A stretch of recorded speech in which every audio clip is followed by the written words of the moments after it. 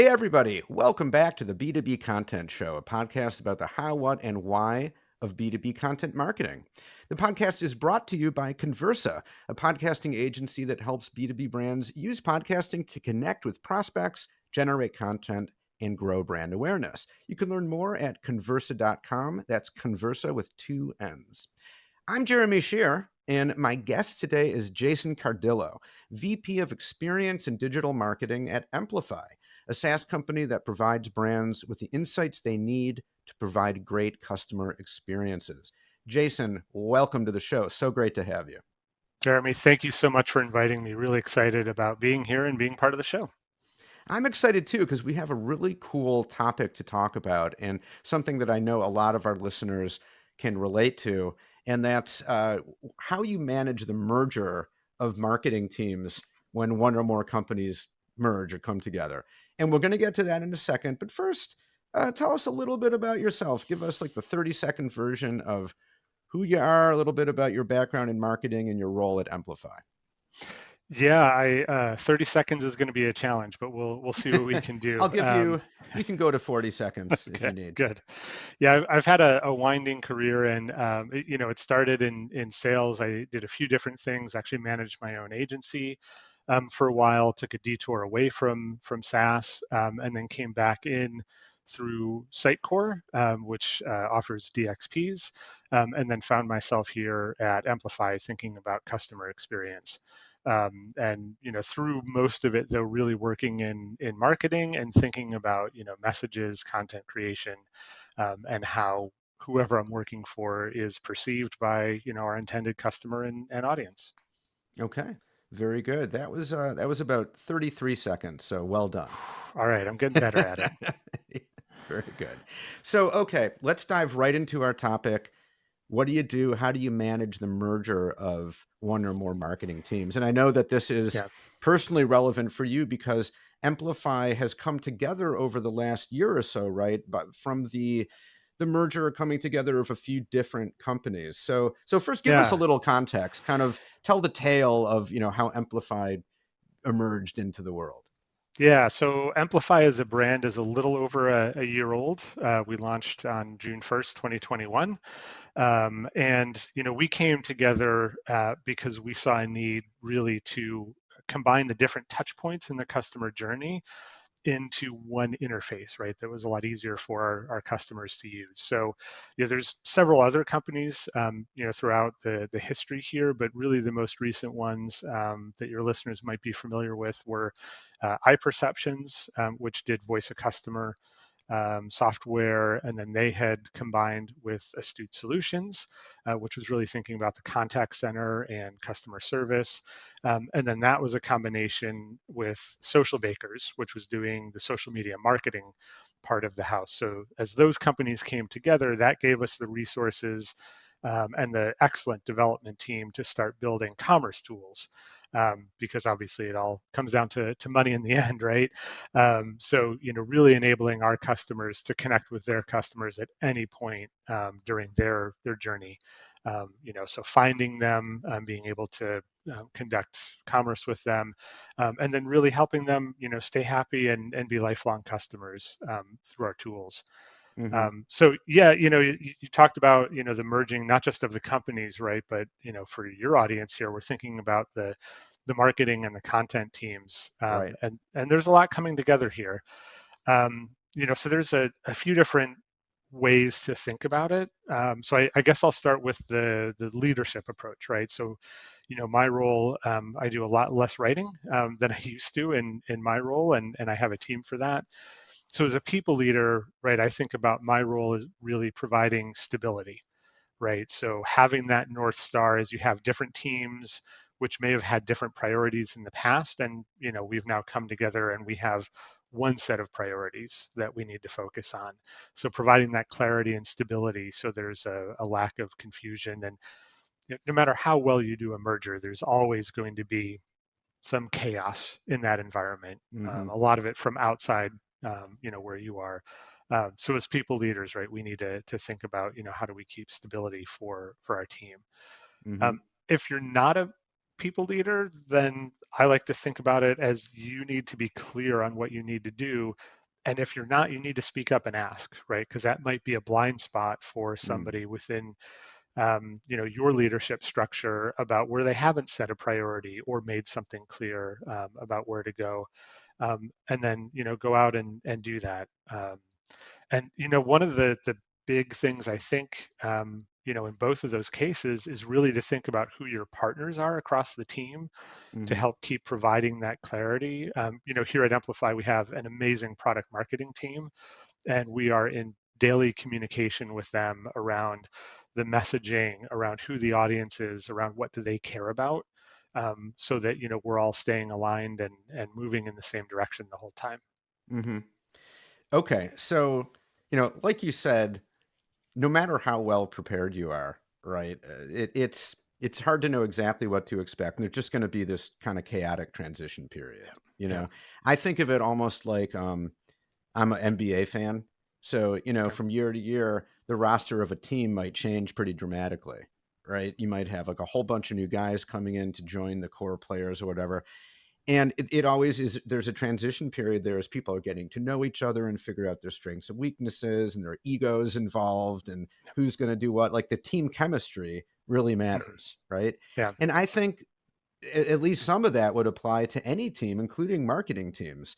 Just having a bunch of new people who are now kind of suddenly working together, and they all have their own ways of doing things, and they had their own priorities, right, and their own workflows. Mhm. So, like, just from a people perspective and dealing with different kinds of people who you don't even know and you're getting to know, what's that been like? And how do you go about, just like how much effort have you needed to put into just simply getting to know people and like understand where they're coming from? I think that's really the biggest key in a successful merger is figuring out, right, how to meld the team into one unified team. I've been really lucky, both at my prior job at Sitecore, where they had done a few acquisitions, and then here, where I think marketing actually led from the front in terms of integrating the new companies, right, and being out there. Mm, Maybe it's because marketers are a little bit more outgoing, whatever the case may be. But even through the pandemic, right, when we've all been at home and not able to literally go stand around a water cooler, we've put some effort into it. But thankfully, I think my team, especially here at Emplifi, has been really able to take a lot of that on their own, and it seems very natural, right? But doing little things like not worrying about spending the first 5 minutes about of every meeting talking about things like NBA or NFL, or for us, right, soccer is a big thing as an international company with the World Cup hmm. coming up. So lots Right. of teasing between team members about who's going to do what in the World Cup, and those little things really provide insights into who people are, what they care about, and breed that familiarity that later on can help when you're trying to brainstorm around, right, how are we going to tackle this particularly hairy topic or something like that, and being comfortable with the people you work with. But we also, consciously make time to do that outside of those sort of informal meeting starters, with all hands, right, and doing things where you get to know the team. Anytime somebody comes into the team, whether it's through a merger or even new hires, Hmm. there's an all hands, right, where we introduce them to the team and they spend a few minutes talking about who they are, where they're from, where they've traveled, right, things like that. So you can start to establish those connection points that make those conversations, those off the cuff conversations, a little bit easier, and that really helps a lot. Um, I think the other thing too is just being open to conversation. Again, especially we are primarily remote here at Amplify. We have a few offices in Prague, in London, New York, Columbus, Ohio. But most folks are still working from home. Hmm. So having that huddle feature in Slack has been a huge help, right? Where you can just casually, hey, can I pick your brain for a couple of minutes about something? Or can we chat about this? And having that culture and being able to, have the virtual equivalent of tapping somebody on the shoulder at their desk and asking them a quick question, Hmm. I think has gone a really big way towards helping that collaboration and team spirit. Yeah, totally get that. we've been using Discord for the same Okay. Yeah. exact Yeah. purpose. Just to my team is all remote too, and it became pretty clear once the team grew to a certain size. I'm like, people don't know each other. We Yeah. need to have a way that people can kind of virtually reach out and tap each other on the shoulder, as you put it. That does make a big difference. And yeah, you just can't overlook that interpersonal element, right? I mean, people are people, and for the team to really function at its best, ideally, you want people to get along with each other and actually Yeah. like each other and enjoy collaborating, right? Yeah, yeah, that really helps. And I mean, to be blunt, we definitely miss the ability to literally hop into a conference room together and whiteboard Hmm. out some ideas. But we try to, as much as possible in that digital space, do that. And when we can get together, and I think this is where work is going to change, is I think we will see fewer people commuting every single day, but you will Hmm. see more conscious team get-togethers, right? And true Hmm. offsites where people come from wherever they are and meet up to brainstorm for 2 or 3 days, maybe once a quarter or something like that. Yeah, And that's another thing that as a company that we've been trying to do as much as possible, and really be conscious about those times that we do travel to get together. right. So just to switch topics a little bit, Mm. to what extent have you had to deal with people from one team kind of being used to doing things a certain way, and people from another team having their own way, and having to kind of find a middle ground or say, okay, now we're doing things the Amplify way? To what extent have you had to specifically focus on that, and what's been your strategy for kind of getting everybody on the same page, given that they're coming from different backgrounds and probably different ways of doing things? Yeah, I mean that definitely happens, and especially here at Amplify, or even in past companies, you get a lot of international mergers now, right? As companies try and go global and have that presence, and the cultures in the office can be different, and most of it goes back to the previous topic that we were talking about, is around communication. But this has been a conscious effort here at Amplify, to bridge those, cultural gaps, those work process gaps, to the point where, we even have inside the company a culture club, where, people from different teams volunteer to get together and talk through issues that they have, around communication, around the company, around processes, bridging those gaps, and that we can already feel making a difference in pulling people together. I also feel really lucky in that I've always had teams that were very open-minded, so people weren't dogmatic, right, about well, we've done things this way, so it's got to keep going that way. They've always been open-minded in that they'll try and bring the best of their process, but they'll listen to what other people say. And Hmm. having people like that in your team, who are willing to listen, willing to learn, willing to try new things, is really valuable. And that's really helped us, I think, get to probably even a better process than either side of the house had before. I think our Hmm. new processes are an improvement on both. Hmm. Okay, so and it sounds like for that to work, you need a couple of, at least a few things to go right. You need the right kind of leadership, right? You need Mhm. someone in charge who knows how to do this, and as you said, is open and enough flexibility, but not too much, still having standards, and the right people that you're leading who are Yep. able and willing to work together and get on board and kind of find a common ground that's going to work for everyone, and probably involve some compromises. Absolutely. Yeah. And it's definitely one thing that I have focused on in my hiring process with all my teams is, finding unique ways to sort of poke and prod around how flexible are they really, Mm, and understand that going in. And, all things being equal, we will always pick the candidate that is more open-minded and more flexible, hmm. because the world's going to change, right? And you need to have that flexibility, built in to be able to adapt to new environments, to you're not always going to like everybody that you work with, so being able to be flexible and work around some of those issues. So that's really important. And like I said, part of it too is luck, and just having really great people that I've worked with. Hmm. I like that you have something called the Culture Club. Yeah. Remember that was a really popular band in the 80s. You remember them with Boy George? I do, and it was really tempting to lean into that angle Yeah, with all the graphics around it. right. I think our design studio is doing a good job of keeping us tempered and not going too far into the past. So does this mean you're not going to have Boy George as like a guest speaker?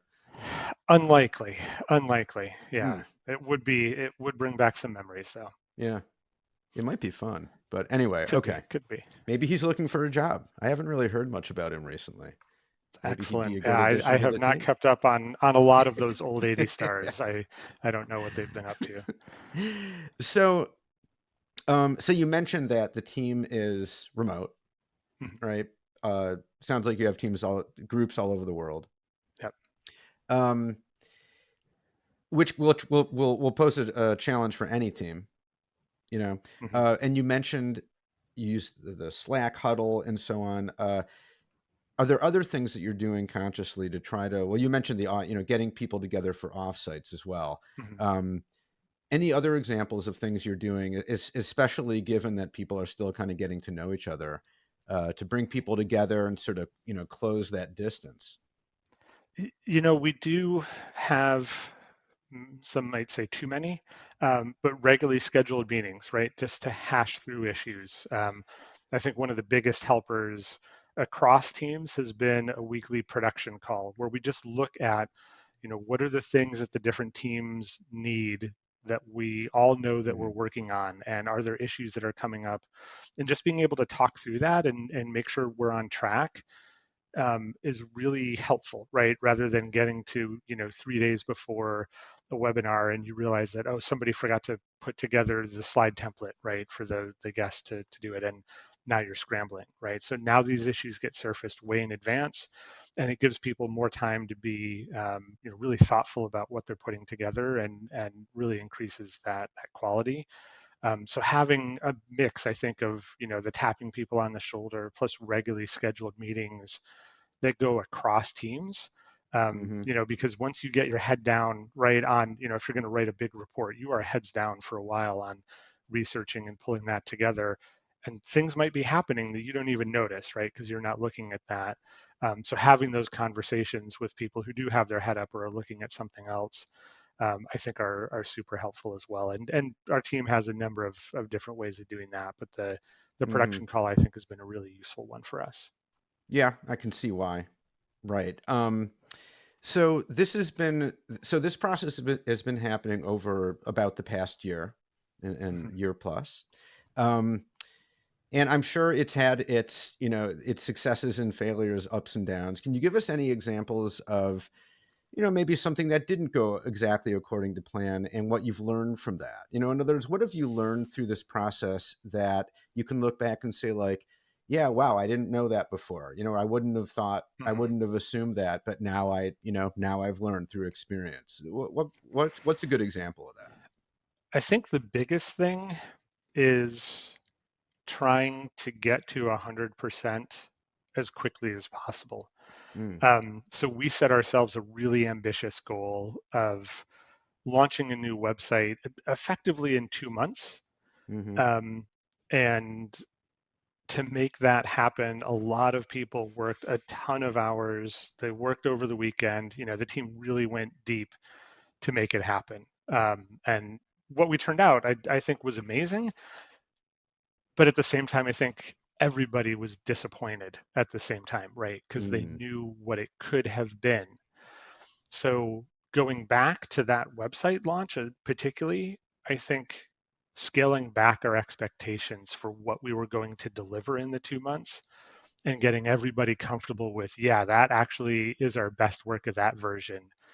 And now we're going to iterate on that, right? So our CMO has a phrase that she's used for years now, iterate to excellence. And mm, this was one of those instances where I think we tried to push for 100% right away, and doing a really good 80% and then tacking on 5% every couple weeks would have been a much better approach, and in the end got us further faster, right? So we mm-hmm, had to cut a lot of corners to get to that, And then we Right. spent 6 months uncutting those corners when we probably could have started slower and got to that end result in 2 or 3 months instead of 6 months. A good lesson to learn, right? Hmm.